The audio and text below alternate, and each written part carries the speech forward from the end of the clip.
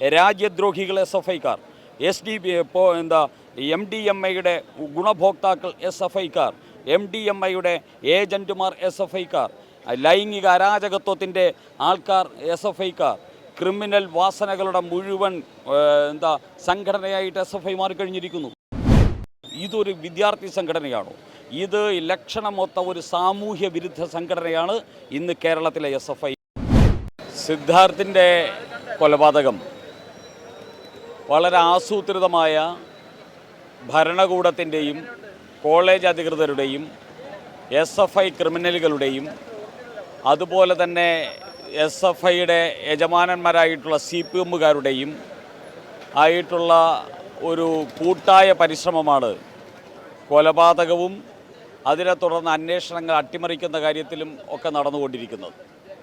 ഇതിൻ്റെ അന്വേഷണ ഉദ്യോഗസ്ഥൻ ഇപ്പോഴും പറയുന്നത് അത് ആത്മഹത്യയാണ് എന്ന് വരുത്തി തീർക്കുക എന്നുള്ളതാണ് അന്വേഷണ സംഘത്തിൻ്റെ ആ മുൻവിധിയോടുകൂടിയാണ് അന്വേഷണ സംഘം മുന്നോട്ട് പോകുന്നത്.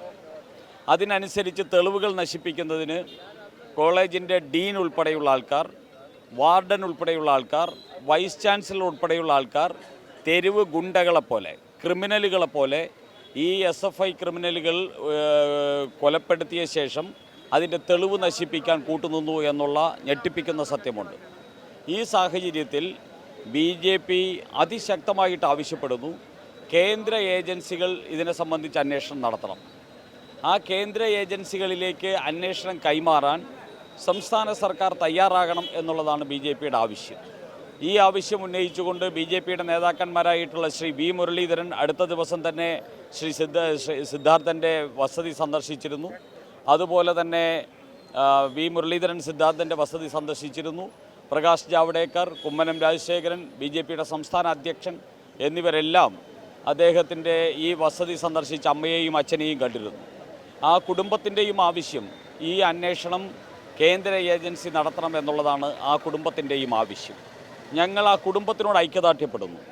ആ കുടുംബത്തിൻ്റെ ആവശ്യം അംഗീകരിക്കുന്നതിന് വേണ്ടി, ആ കുടുംബത്തിന് നീതി ലഭ്യമാക്കുന്നതിന് വേണ്ടി ഏതറ്റം വരെയും സിദ്ധാർത്ഥിൻ്റെ കുടുംബത്തോടൊപ്പം, അച്ഛനോടും അമ്മയോടും സഹോദരനോടും ബന്ധുക്കളോടൊപ്പം BJP ഉണ്ടാകും, കേന്ദ്രമന്ത്രി ശ്രീ V. മുരളീധരൻ ഉണ്ടാകും എന്ന സന്ദേശമാണ് ഇന്ന് ശ്രീ V. മുരളീധരൻ ഈ സത്യാഗ്രഹം അനുഷ്ഠിക്കുന്നതിലൂടെ ഞങ്ങൾ ചെയ്യാൻ പോകുന്നത്.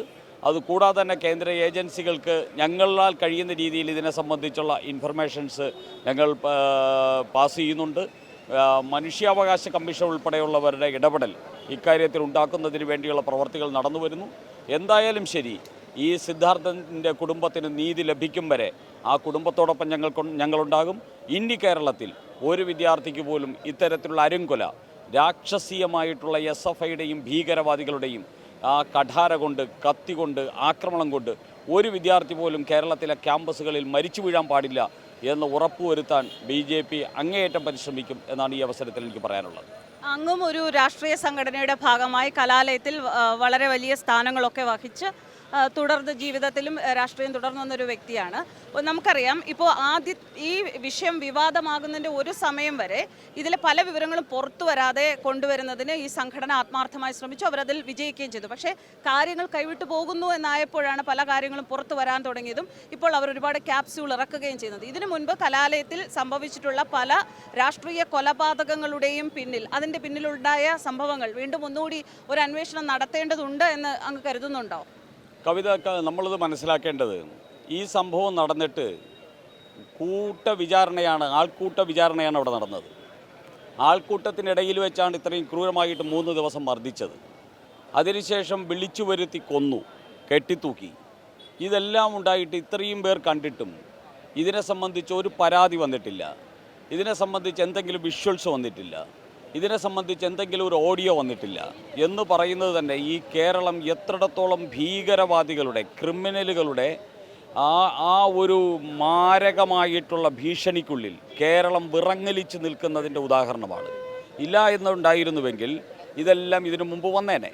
ഇവിടെ നമ്മൾ മനസ്സിലാക്കേണ്ടത്, 3 ഉത്തരേന്ത്യയിൽ നിന്നുള്ള 3 യുവാക്കൾ, 3 വിദ്യാർത്ഥികൾ UGCക്ക് നേരിട്ട് പരാതി കൊടുത്ത് UGC അന്വേഷണം ആരംഭിച്ചതിന് ശേഷമാണ് ഈ കൊലയാളികളെ സംരക്ഷിച്ച വൈസ് ചാൻസലറും ഡീനും പോലീസും ഒക്കെ എന്തെങ്കിലും അന്വേഷണം നടത്തിയിരിക്കുന്നത്. മലയാളികളായിട്ടുള്ള ഒരു യുവാവിനോ ഒരു യുവതിക്കോ ഈ SFI ക്രിമിനലുകൾക്കെതിരെ കേരളത്തിൽ നിന്ന് പ്രതികരിക്കാൻ പറ്റില്ല എന്ന് പറഞ്ഞാൽ അതിൻ്റെ അർത്ഥം കേരളം ഈ ക്രിമിനലുകൾ സൃഷ്ടിക്കുന്ന അരാജകത്വത്തിൽ അകപ്പെട്ടിരിക്കുന്നു എന്നതാണ്. ഈ 3 ഹിന്ദി നാട്ടിൽ നിന്നുള്ള 3 യുവാക്കളാണ് ഇന്ന് ഈ കുടുംബത്തിൻ്റെ യഥാർത്ഥങ്ങൾ മനസ്സിലാക്കി കൊടുക്കാനും ഇതിനെ സംബന്ധിച്ചൊരു അന്വേഷണത്തിനും പറ്റുന്ന സാഹചര്യം ഉണ്ടാക്കിയത്. ഇതൊരു കേരളീയൻ എന്ന നിലയിൽ നമ്മൾ ലജ്ജിച്ച് തല താഴ്ത്തേണ്ട അവസ്ഥയാണ്. ഇത് കേരളമാണ് എന്ന് പറയുന്നത് ഏത് ആഭാസന്മാർക്കും ഏത് ക്രിമിനലുകൾക്കും വ്യഭിചാരികൾക്കും അഴിഞ്ഞാടാനുള്ളതാണോ പിണറായി വിജയൻ്റെ കേരളം? ആ രീതിയിലേക്ക് കേരളം അതപ്പതിച്ചിരിക്കുന്നു. ഇതൊരു യുവാവിൻ്റെ വിഷയമാണ്. ഞാൻ മനസ്സിലാക്കുന്നു പെൺകുട്ടികൾ കേരളത്തിലെ ക്യാമ്പസുകളിൽ SFIയുടെ അതിനിഷ്ഠൂരമായിട്ടുള്ള കുത്തക ഭരണം നടക്കുന്ന ക്യാമ്പസുകളിൽ പാവപ്പെട്ട പെൺകുട്ടികൾ പീഡിപ്പിക്കപ്പെടുന്നു.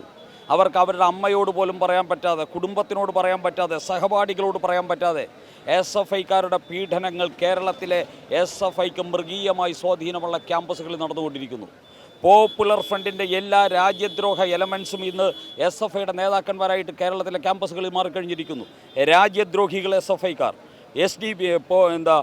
MDMAയുടെ ഗുണഭോക്താക്കൾ SFIക്കാർ, MDMAയുടെ ഏജൻറ്റുമാർ SFIക്കാർ, ലൈംഗിക അരാജകത്വത്തിൻ്റെ ആൾക്കാർ SFIക്കാർ, ക്രിമിനൽ വാസനകളുടെ മുഴുവൻ സംഘടനയായിട്ട് SFI മാറിക്കഴിഞ്ഞിരിക്കുന്നു. ഇതൊരു വിദ്യാർത്ഥി സംഘടനയാണോ? ഇത് ലക്ഷണമൊത്ത ഒരു സാമൂഹ്യ വിരുദ്ധ സംഘടനയാണ് ഇന്ന് കേരളത്തിലെ SFI. കേരളത്തിലെ ക്യാമ്പസുകൾ അരാജകത്വത്തിൻ്റെ ക്യാമ്പസുകളാക്കി മാറ്റിയിരിക്കുകയാണ് SFI. അതുകൊണ്ടാണ് ഇന്ന് കേരളത്തിലെ ക്യാമ്പസുകളിലേക്ക് കുട്ടികൾ പഠിക്കാൻ പോകാതിരിക്കുന്നത്. കേരളത്തിലെ എല്ലാ സർവകലാശാലകളിലും ആയിരക്കണക്കിന് സീറ്റുകൾ ഒഴിഞ്ഞു കിടക്കുന്നു. കാരണം എന്താ? ഈ അരാജകത്വത്തിൻ്റെ മുമ്പിൽ കുട്ടികൾ ഭയക്കുകയാണ്. അവർ ക്യാമ്പസുകളിലേക്ക് പോകുന്നില്ല. ഈ ദുരവസ്ഥയിൽ നിന്ന് കേരളത്തെ രക്ഷിക്കണമെങ്കിൽ ഈ SFIയെ നിരോധിക്കണമെന്നാണ് യഥാർത്ഥത്തിൽ പറയേണ്ടത്. പക്ഷേ ഒരു വിദ്യാർത്ഥി സംഘടനാ പ്രവർത്തനത്തിലൂടെയൊക്കെ കടന്നു വന്ന പൊതുപ്രവർത്തകർ എന്ന നിലയിൽ ക്യാമ്പസുകളിൽ ക്രിയാത്മകമായിട്ടുള്ള വിദ്യാർത്ഥി സംഘടനകളുടെ പ്രാധാന്യം ABVPയുടെ സംസ്ഥാന സെക്രട്ടറി ഉൾപ്പെടെ ആയിരുന്ന എനിക്ക് അത് വിസ്മരിക്കാൻ പറ്റില്ല.